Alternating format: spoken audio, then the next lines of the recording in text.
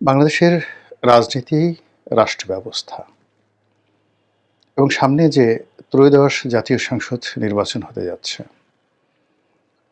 বর্তমানে বাংলাদেশের রাষ্ট্রীয় বিধি ব্যবস্থা, অর্থনৈতিক অবস্থার যে ধস, সবকিছু মিলিয়ে মনে হচ্ছে যে আমরা একটা বড় আশঙ্কার মধ্যে পড়তে যাচ্ছি। সবকিছু স্বাভাবিকভাবে চলছে না। সবকিছু বলতে ভুল হবে, আসলে কোনো কিছুই স্বাভাবিকভাবে চলছে না। গত আগস্ট মাসে ২০২৪ সনের আগস্ট মাসে ৫ তারিখে শেখ হাসিনার পতনের পর যা কিছুই বাংলাদেশে ঘটছে, প্রায় সব কিছুই ছিল, যদি বলেন মিরাকেল। কেউ মনে করতে পারেন যে এটা অলৌকিক, কেউ এটাকে মনে করতে পারেন ম্যাটিকুলাস ডিজাইন অনুযায়ী হয়েছে, অথবা আপনারা মনে করতে পারেন যে আসলে কোনো কিছুই হয়নি, একটির সঙ্গে অপরটির জোড়া লাগানোর চেষ্টা করতে গিয়ে হাতের সঙ্গে পায়ের জোড়া লাগানো হয়ে গেছে, পায়ের সঙ্গে মাথার জোড়া লাগানো হয়ে গেছে। মানে বিষয়টি হলো যে ধরুন আপনার কাছে একটা মূর্তি আছে, মানব মূর্তি বা একটি প্রাণীর মূর্তি, কোনো কারণে ভেঙে গেছে। আপনাকে বলা হলো যে এটা জোড়া দেন, কিন্তু আপনার সেই যে বিষয়টি জোড়া দেবেন সে ব্যাপারে কোনো অভিজ্ঞতা নেই। প্রাণীটি দেখতে কেমন, এর মাথা কোথায় থাকে, পা কোথায় থাকে, ইত্যাদি ইত্যাদি বিষয়গুলো আপনার কোনো অভিজ্ঞতা নেই। কিন্তু আপনাকে জোড়া দিতে যখন বলা হলো এবং আপনি জোড়া দিতে বাধ্য পরিবেশ পরিস্থিতির কারণে, তো কি হলো, হাতের একদিকে হাত আর একদিকে আপনি একটা পা লাগিয়ে দিলেন, ধরুন মানুষের আকৃতি। আবার এক পায়ের যে অংশটিতে পা ভেঙে গেছে সেই পায়ের সাথে হাত লাগিয়ে দিলেন। তারপর নিতম্ব নিতম্ব আপনি পেটের নিচে লাগিয়ে দিলেন, আর লজ্জাস্থান যেটি আছে সেটি পেছন দিকে দিয়ে দিলেন। মাথাটা উল্টে দিলেন, ঠোঁট দুটো নাকের কাছে এনে দিলেন, নাকটা কানের কাছে নিয়ে দিলেন, কানটা কপালের উপর দিয়ে দিলেন। কেমন লাগবে বলেন তো? অদ্ভুত কিম্ভূত কিমাকার একটা জোড়াতালির যে মূর্তি, এটি আপনি তৈরি করবেন। যাদের অভিজ্ঞতা আছে তারা এটি দেখে হাসতে হাসতে মরে যাবে। আমাদের এই রাষ্ট্রীয় ব্যবস্থাতে গত ১৭ মাসে এমন আশ্চর্য কিছু ঘটেছে যে ঘটনার সঙ্গে আপনি কোনো কিছুর মিল পাবেন না। সেই দিক থেকে যা হবার তাই হচ্ছে। প্রায় সব ক্ষেত্রেই পাহাড় সমান ব্যর্থতা। একটি অনিশ্চয়তা দূর করার সঙ্গে সঙ্গে ১০টা অনিশ্চয়তা চলে আসছে। রাষ্ট্রীয় বিধি ব্যবস্থা প্রোটোকলে একটার পর একটা দুর্ঘটনা ঘটে যাচ্ছে। আপনি চিন্তা করুন যে আমাদের দেশে এই ফেব্রুয়ারি মাসে জাতীয় নির্বাচন হবে, আর সেই নির্বাচনকে কেন্দ্র করে আমাদের সেই বাংলা একাডেমির বা ২১-এর যে বইমেলা সেটা হচ্ছে না। আবার দেখতে পেলাম যে ২১শে ফেব্রুয়ারির বন্ধ নাকি কি হচ্ছে না না হচ্ছে। এরপর যেখানে ১৮ কোটি মানুষের দেশে প্রায় ১০০০-এরও বেশি, আরও বেশি, প্রায় ১০,০০০-এর মতো জনপ্রতিনিধি থাকেন।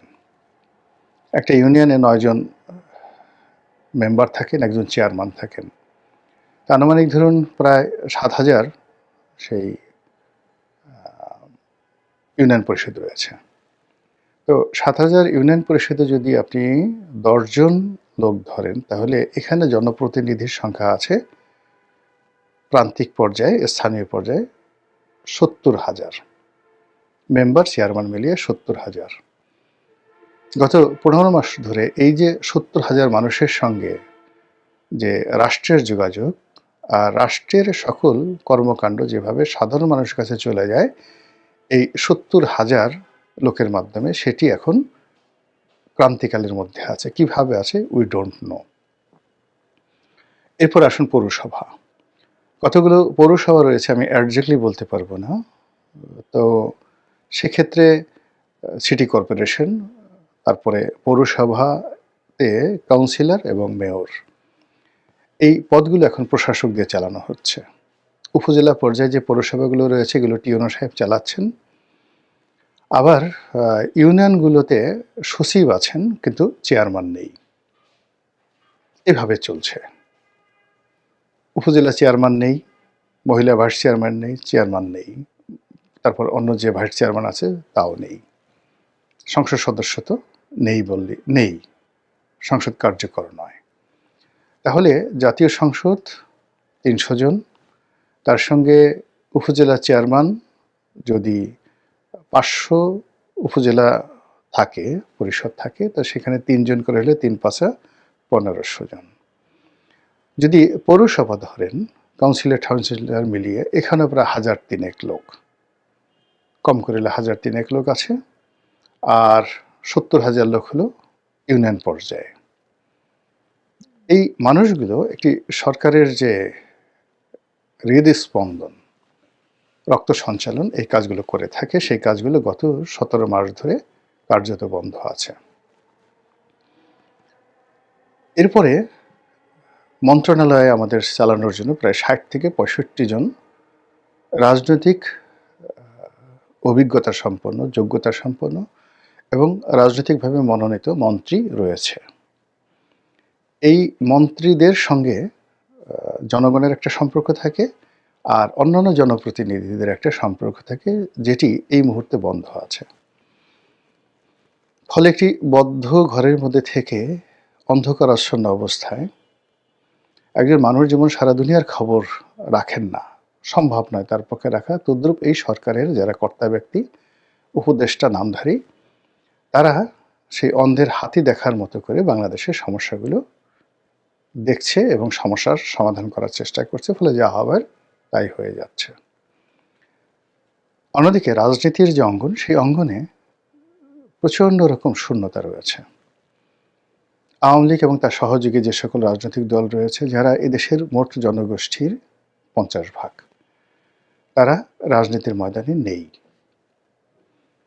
অধিকান্ত তারা জনসংখ্যার ৫০% হলেও অর্থনীতির অন্তত ৭০% তারা গত ১৫ বছর ধরে নিয়ন্ত্রণ করছিল। এখন এই যে ৭০% অর্থনীতি, সেই অর্থনীতির যে চালিকা শক্তির মূল পার্সনগুলো বেশিরভাগই পলাতক। ফলে ধরুন একেবারে সরাসরি বন্ধ হয়ে গেছে বড় বড় শিল্প কলকারখানা থেকে শুরু করে এই যে আমাদের যে ৭০% ইকোনমি, তার অর্ধেকটি। বাকি অর্ধেকগুলো জামাত এবং বিএনপি বা সরকারের কোনো কোনো উপদেষ্টার বা তাদের আত্মীয় স্বজনের দয়া করুণায় চলছে। ফলে আপনি চিন্তা করুন যে 30% আর 30%, টোটাল ইকোনমি 60% ইকোনমি গত ১৭ মাস ধরে শতভাগ ইকোনমির যে ব্যস্ততা বা ট্রানজ্যাকশন সংক্রান্ত যে রেভিনিউ, সরকারের রাজস্ব এবং আমাদের এডিবি অ্যানুয়াল ডেভেলপমেন্ট প্ল্যান থেকে শুরু করে অন্য যা কিছু আছে সব কিছু চালানোর চেষ্টা করছে, হচ্ছে না। কাস্টমসের আয় ভালো না, ইনকাম ট্যাক্সের আয় ভালো না, ভ্যাটের আয় ভালো না, নতুন কোনো বিনিয়োগ নেই, কোনো কর্মসংস্থান নেই, বরং লক্ষ লক্ষ মানুষ বেকার হয়েছে, যারা প্রতি বছর মানে শ্রমবাজারে যুক্ত হয় নতুন কর্মশক্তি।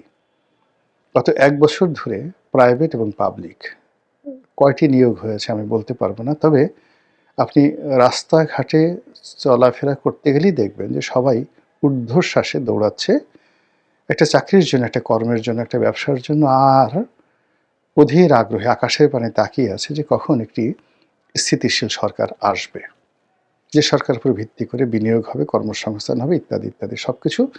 এবং এর সাথে পাল্লা দিয়ে বিদেশি যারা বিনিয়োগকারী, দেশি বিদেশি বিনিয়োগকারী, তারা উন্মুখ হয়ে বসে আছে। এই যে একটা অবস্থা, এরকম একটা অবস্থা যখন থাকে, তখন মানুষের লোভ এবং লালসা চরম আকার ধারণ করে। যারা লোভী মানুষ, যারা ভীত মানুষ, তাদের ভয় এবং আতঙ্ক ছড়িয়ে পড়ে।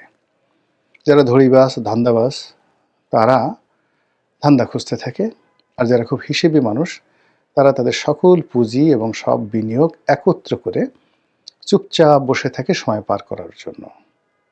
ফলে চারিদিকে যে স্থবিরতা দেখা দেয় আমাদের দেশে সেই স্থবিরতা দেখা দিচ্ছে। এরই মধ্যে নানা রকম প্রাকৃতিক ঘটনা ঘটে যাচ্ছে, কূটনৈতিক বিপর্যয় এবং প্রাকৃতিক বিপর্যয়।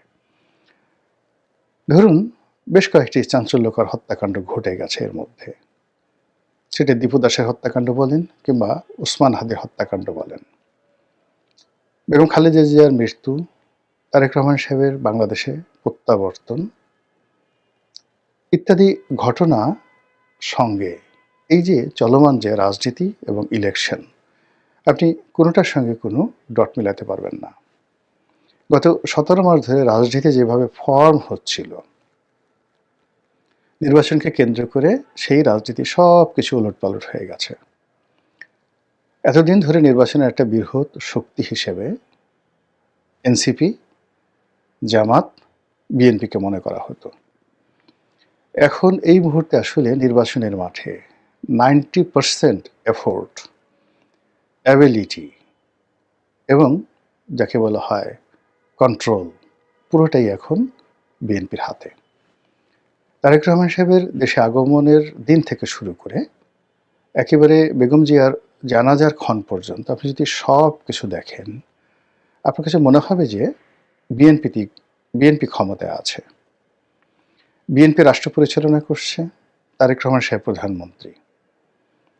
এখন তার আগমন উপলক্ষে সেনাবাহিনী, পুলিশ বাহিনীর তৎপরতা, তাকে কেন্দ্র করে মানুষের উন্মাদনা, বেগম জিয়ার মৃত্যুর পর তাকে যে রয়্যাল স্যালুট দেওয়া হলো, রাজকীয় সংবর্ধনা দেওয়া হলো শেষকৃত্য অনুষ্ঠানে, এটি তিনি যদি প্রধানমন্ত্রী হিসেবে মারা যেতেন যেরকম হতো তার চেয়ে অনেক অনেক বেশি হয়েছে।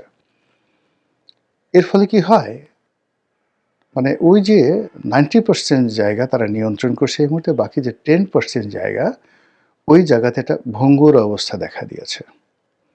আপনি জামাত, এনসিপি, এবি পার্টি থেকে শুরু করে চরমোনাই, অন্যান্য যে সকল রাজনৈতিক দল গত 17 মাস ধরে দাপিয়ে বেড়াতো, অবস্থা দৃষ্টে মনে হতো যে তারা বাংলাদেশে মানে সরকার চালাচ্ছে, রাষ্ট্র চালাচ্ছে এবং আগামী সময়গুলোতে কিন্তু তারাই দেশ পরিচালনা করবে। এমনকি তারা অনেকে বলে ফেলতেন যে তারা সরকার গঠন করবে, বিএনপি দ্বিতীয় বৃহত্তম রাজনৈতিক দল কিনা বা সংসদের দ্বিতীয় বৃহত্তম পার্টি হতে পারবে কিনা, এসব নিয়ে যারা সন্দেহ প্রকাশ করতেন তাদের মুখ রীতিমতো চুপসে গেছে। এবং এটি রাজনীতির জন্য খুব খারাপ একটা জিনিস। রাজনীতি সবসময় একটা অনিশ্চিত বিষয় থাকে এবং যেখানে জনগণের ইচ্ছা আকাঙ্ক্ষা, মানে জনগণ আপনার ব্যাপারে সিদ্ধান্ত দেবে, এটি যখন রাজনীতিতে যাকে বলা হয় একদম প্রাইম ফ্যাক্টর হয়, তখন ধরে নিতে হবে রাজনীতি সঠিক পথে আছে। কিন্তু আপনি এমন একটা পরিবেশ পরিস্থিতি তৈরি করলেন যে জনগণ সেই পথে যেতে বাধ্য, তাদের কোনো অপশন নেই, বিকল্প নেই, তারা কোনো চিন্তা কিছু করতে পারছে না আলাদা। ইট মিনস আপনি আর একটা ফ্যাসিবাদ, আর একটা স্বৈরাচারী রাষ্ট্র ব্যবস্থা এবং আর একটা অনিশ্চিত গণতন্ত্রের অভিযাত্রা দিকে আপনি এগোবেন। ঠিক এখন বাংলাদেশে যে অবস্থা হয়ে গেছে, বিএনপির বাইরে অন্য কোনো চিন্তা করার কোনো অপশন নেই। আর এইরকম যখন একটি রাজনৈতিক দলের মধ্যে, সরকারের মধ্যে, অবস্থার মধ্যে একছত্র আধিপত্য বিরাজ করে, তখন কার্যত কোনো কিছুই তাদের নিয়ন্ত্রণে থাকে না। ধরুন বিএনপি 280টা সিট পেল, আমার তো অবস্থা দৃষ্টে মনে হচ্ছে যে বিএনপি 280 নয়, 290টা 95টা সিট যদি পেয়ে যায় তাও আশ্চর্য হওয়ার কিছু না। এমনকি 300 সিট পেয়ে গেলেও আশ্চর্য হওয়ার কিছু থাকবে না। This is one. Second thing হলো যে এখানে শুধুমাত্র বিএনপিকে ভোট দেওয়ার জন্য 5% ভোটারও ভোট কেন্দ্রে আসবে না। তাহলে দুটো রিস্ক থেকে যায়। একটা হলো সিল পিটিয়ে 70%, 80% ভোট আপনাকে কাউন্ট দেখাতে হবে, ফলাফল ঘোষণা করতে হবে, কারা করবে এই কাজ, কিভাবে করবে। এগুলো নিয়ে দেশে বিদেশে তর্ক বিতর্ক চলতে থাকবে। আর এই কাজ করতে গিয়ে নানা রকম অনাসৃষ্টি তৈরি হবে, মারামারি, কাটাকাটি, হানাহানি। এমনকি শেষ মুহূর্তে যদি জামাতের নেতৃত্বে অন্যান্য রাজনৈতিক দলগুলো নির্বাচন বর্জন করে ফেলে, তাহলে রাজনীতির ময়দানে বিএনপি ছাড়া আর কেউ থাকবে না। তখন কি হবে? থার্ডলি, এই যে বেগম জিয়ার আগমন, মানে যাকে বলা হয় জানাজা উপলক্ষে, শেষকৃত্য উপলক্ষে ভারতের পররাষ্ট্রমন্ত্রী এলেন। বলা হচ্ছিল যে ভারতের সঙ্গে বিএনপির একটা সমঝোতা হয়ে গেছে। ভারতের গ্রিন সিগন্যাল পাওয়ার পরই তারেক জিয়া বাংলাদেশে এসেছেন।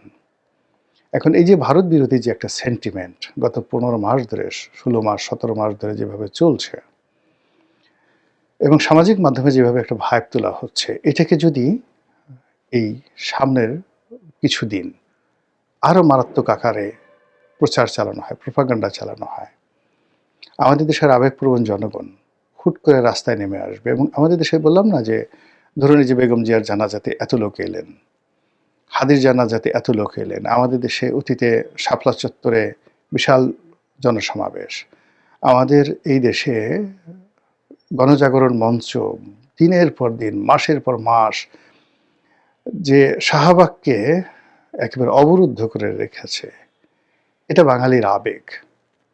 আবেগের তাড়নায় বাঙালি পারে না এমন কোনো জিনিস নেই। এই বাঙালি দীপু দাসকে আবেগের কারণে পুড়িয়ে মারতে পারে। আবার এই বাঙালি আবেগের কারণে এক গ্রাম আর এক গ্রামের সাথে ঝগড়াঝাটি করে দিনের পর দিন তারা শুধুমাত্র ঝগড়াটাকে একটা বিনোদন হিসাবে নিতে পারে। এই হলো বাঙালির আবেগ। তো কাজেই এখন যেহেতু প্রশাসন বলতে শক্তিশালী কিছু নেই, জাতীয় ওরকম কোনো নেতা নেই যার কথায় পুরো দেশ মানে অ্যাটেন্টিভ হবে।